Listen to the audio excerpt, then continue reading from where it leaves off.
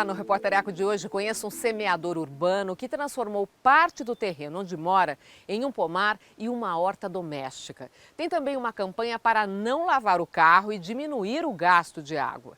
E ainda uma pesquisa revela que poucas cidades brasileiras controlam a qualidade do ar. O médico Paulo Saldiva, que fez a revisão do estudo, alerta que sem o monitoramento das emissões de poluentes, fica difícil garantir a saúde da população.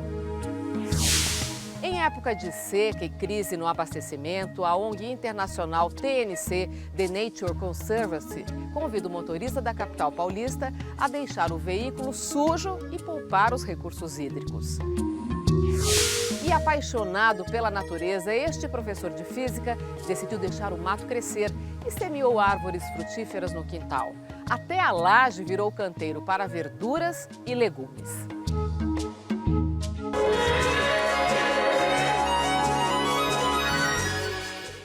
Um levantamento inédito traz um dado preocupante. Cerca de 2% das cidades brasileiras fazem um monitoramento da qualidade do ar. A situação é mais crítica no norte, nordeste e centro-oeste. No sudeste, São Paulo e Rio de Janeiro são as capitais que melhor vigiam as emissões de poluentes. As vias de tráfego nas cidades brasileiras são as novas chaminés urbanas, diz o médico Paulo Saldiva. Para o coordenador do Laboratório de Poluição Atmosférica Experimental da Faculdade de Medicina da USP, a Universidade de São Paulo, a poluição do ar preocupa, especialmente nas grandes cidades.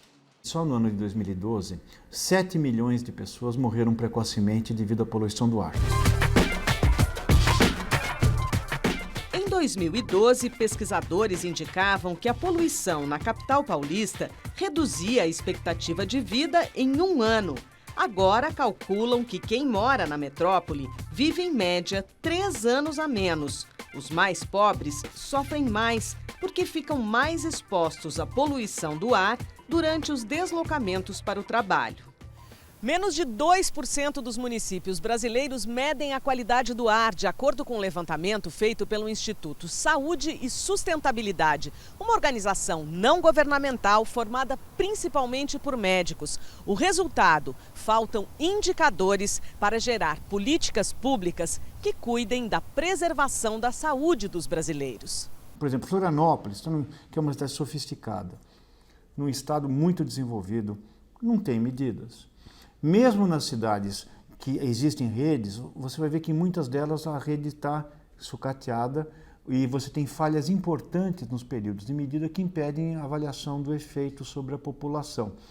A região Nordeste, a situação é pior, Centro-Oeste também é ruim.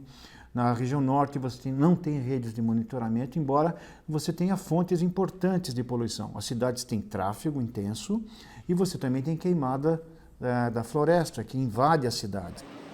Paulo Saldiva, que revisou o estudo, afirma que também há problemas com a qualidade das medições, muitas vezes irregulares. Além disso, os parâmetros de tolerância dos poluentes são menos rígidos do que indica a Organização Mundial de Saúde. E não são consideradas as partículas finas, com menos de 2,5 milésimos de milímetro.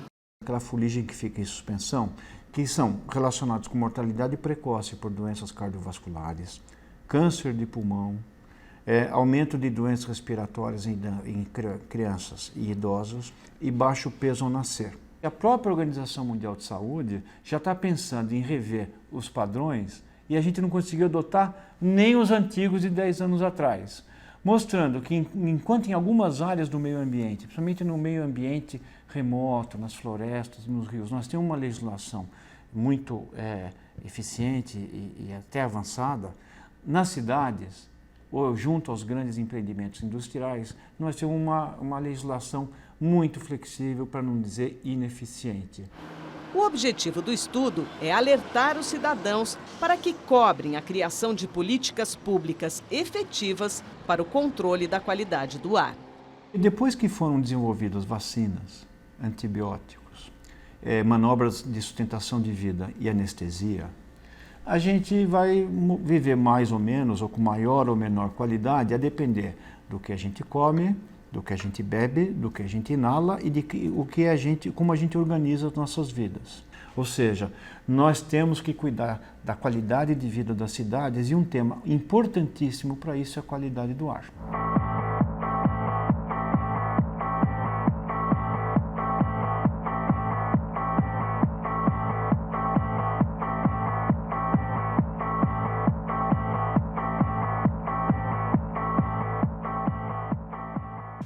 Você acompanha fatos e pesquisas na área de meio ambiente, que tem destaque aqui no Repórter Eco.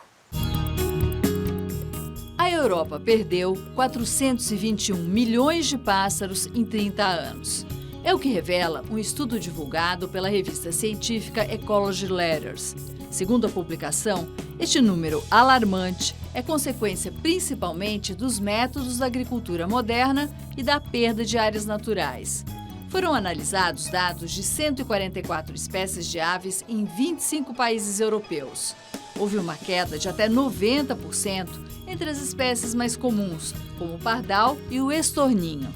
Por outro lado, teve um aumento no número de exemplares de algumas espécies raras, graças às medidas de conservação. O estudo recomenda que sejam colocados em prática novos sistemas de cultivo e a instalação de áreas verdes protegidas dentro de ambientes urbanos. Pesquisadores e ONGs internacionais consideram construtivo o debate que produziu o recente relatório do IPCC, o painel de cientistas da ONU sobre mudanças climáticas.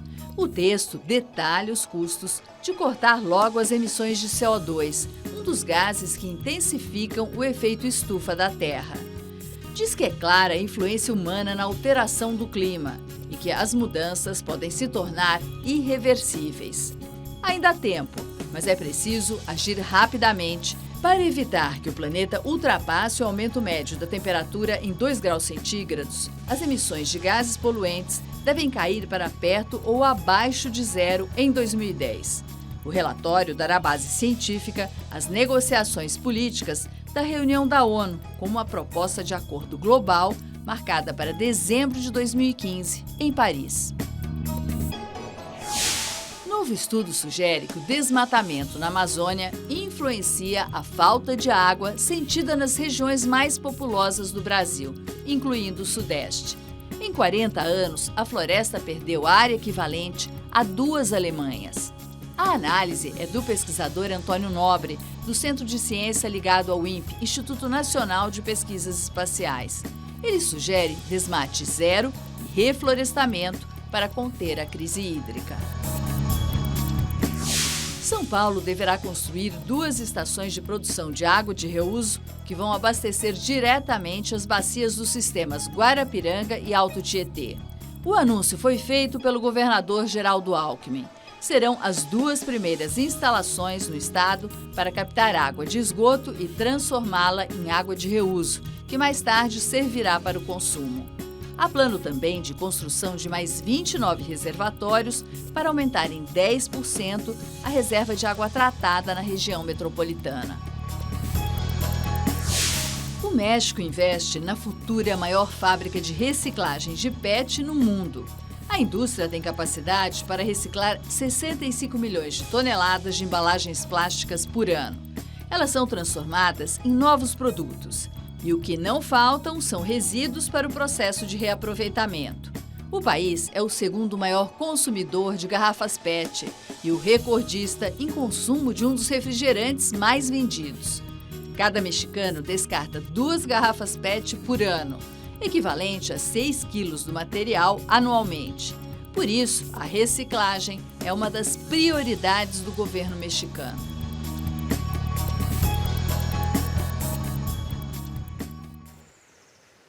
Aguarde, porque tem mais. A fórmula do semeador urbano. Este cidadão transformou parte do terreno onde mora em um pomar com árvores frutíferas. Até a laje virou canteiro para o cultivo de verduras e legumes. E a seguir, uma campanha da ONG internacional TNC convida o paulistano a deixar o carro sujo para economizar água. O Repórter Eco volta daqui a pouco.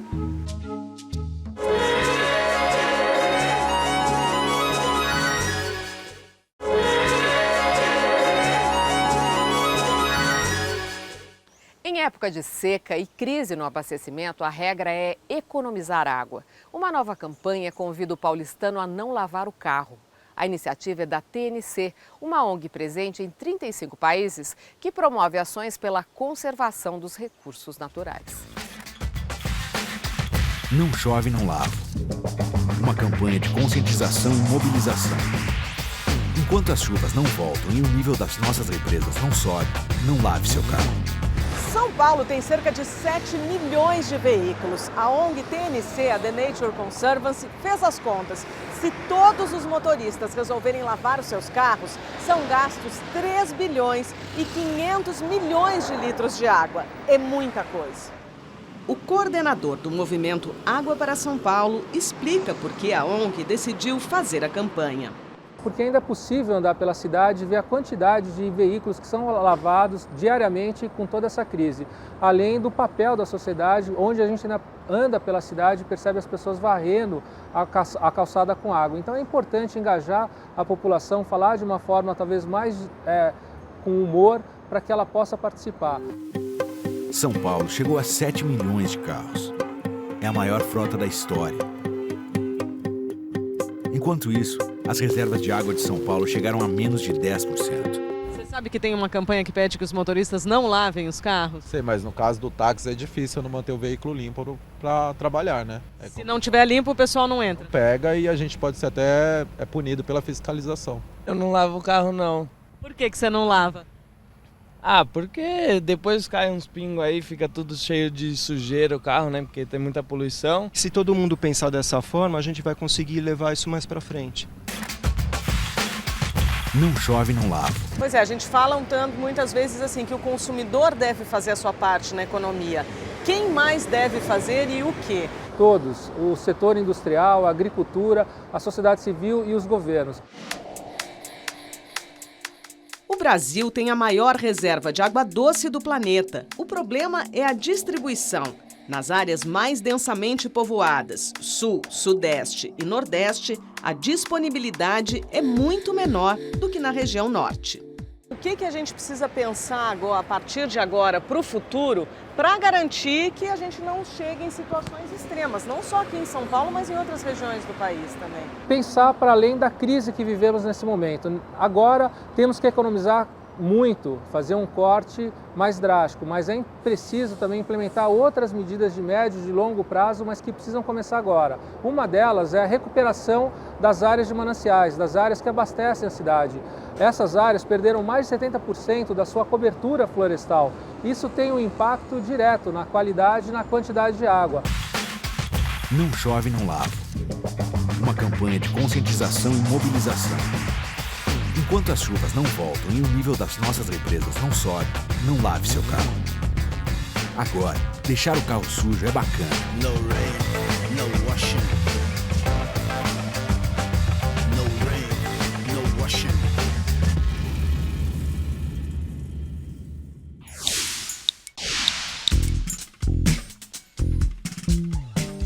A polêmica sobre a recente confirmação da Justiça, a proibição de os supermercados de São Paulo fornecerem sacolas plásticas, mostra o quanto ainda estamos defasados em matéria de políticas de resíduos. Já produzimos mais de 250 milhões de quilos por dia só de lixo domiciliar e comercial, mas não conseguimos fazer coleta seletiva no país todo. E com isso, o lixo orgânico, que poderia ser compostado e transformado em adubo, continua a ser sepultado nos aterros junto com outros resíduos. Ocupa metade do espaço e apressa o fim dos aterros. Menos de 2% do lixo passa por usinas públicas de reciclagem. Os resíduos da construção, os entulhos, como são chamados, e que são um volume maior que o do lixo domiciliar, também não passam por reciclagem na sua quase totalidade e vão para aterros comuns, um desperdício. O lixo eletroeletrônico, que inclui televisores velhos, computadores, telefones celulares, etc., da mesma forma ainda não tem regulamentação e é um problema cada vez maior. Inclusive porque parte dele contém resíduos tóxicos e perigosos. Nós levamos 20 anos para aprovar no Congresso uma lei de política nacional de resíduos sólidos, mas não conseguimos aplicá-la e levá-la à prática. E isso mostra o quanto nós estamos defasados.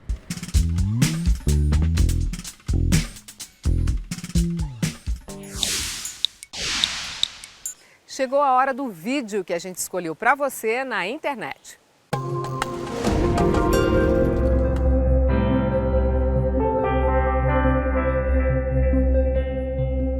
A estrela cadente, fenômeno que deixa um rastro de luz no céu. Civilizações antigas consideravam sinal de maus presságios. Para os ocidentais, ao contrário, ver estrela cadente pode significar sorte. Os astrônomos explicam que, na verdade, não são estrelas, mas sim meteoritos, pedaços de materiais sólidos que viajam pelo espaço, entre os planetas do Sistema Solar. Esses fragmentos podem ser de asteroides. A maioria vem dos cometas. Eles orbitam o Sol e, quando passam perto dele, o calor faz com que algumas partes se desprendam. Quando esses meteoritos vêm em direção à Terra, entram em contato com os gases da atmosfera e pegam fogo devido ao atrito. Grande parte se desintegra entre 90 e 130 quilômetros de altitude. Queimam em poucos segundos, antes de atingir o solo, deixando um traço de luz.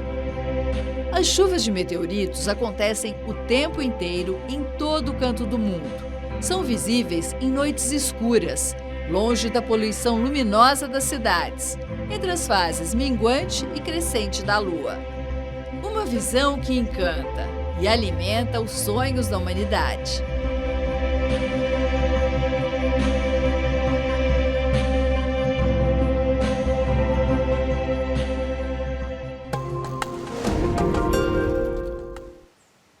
E a seguir, um cidadão realiza o sonho de semear um bosque.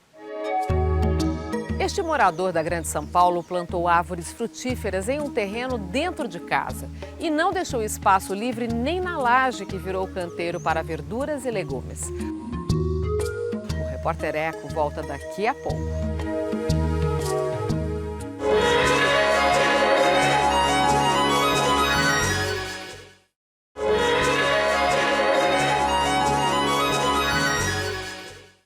Semear o verde em pequenos espaços, como o quintal de casa, ajuda a melhorar a qualidade de vida nas cidades. O exemplo vem de um morador de Guarulhos, na Grande São Paulo. Rogério Vieira transformou parte do terreno onde mora em um pomar com árvores frutíferas.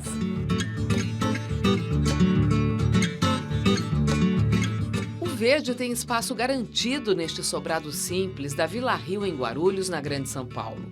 Apesar do canteiro estreito na calçada, um pé de mexerica plantado aqui cresce saudável. E quando a gente entra no quintal da casa do Rogério, já sente o frescor do pequeno bosque, cultivado desde 1997. 25% do terreno foi reservado para área verde.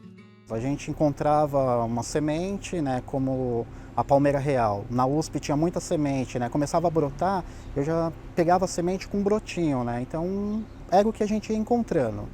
E as frutíferas, onde é que vocês conseguiram? Bom, essa amoreira que tem aqui, o pai pegou aqui no Bosque Maia, né? Ele pegou um galho, plantou, hoje está imensa, vem em jacu, né? Tem um casal de jacu que veio comer a amora aqui.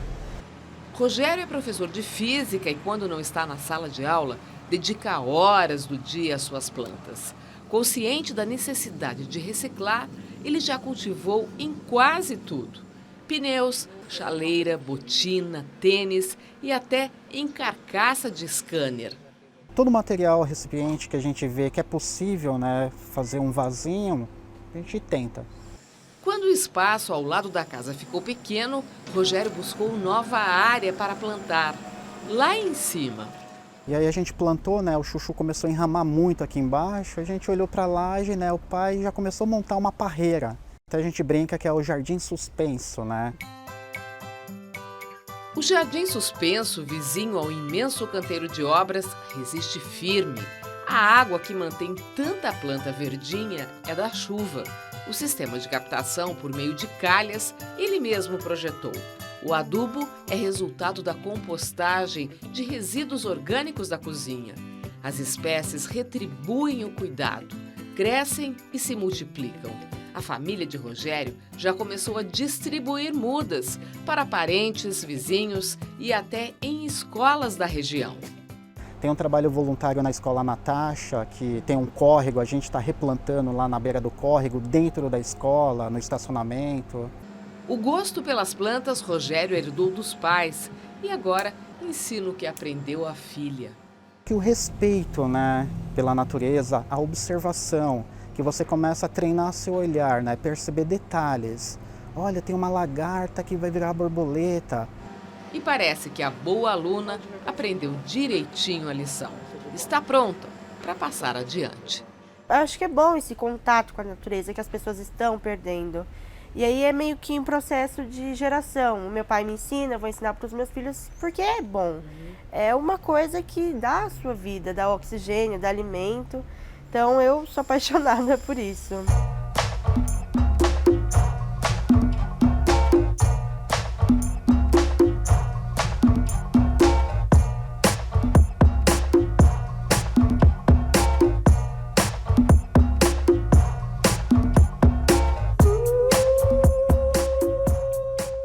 Se você quiser rever as reportagens, entre no nosso site. Anote os endereços na internet. cmais.com.br/repórtereco. No Facebook é só curtir a página facebook.com/repórtereco. E o programa de hoje encerra com o pensamento do escritor alemão Hermann Hesse. A frase está no livro Felicidade. O ser humano foi criado com uma capacidade de alegrar-se com as coisas, mesmo que não lhe sejam úteis, com um órgão reservado para apreciar o que é belo. A gente se encontra no próximo Repórter Eco. Até lá!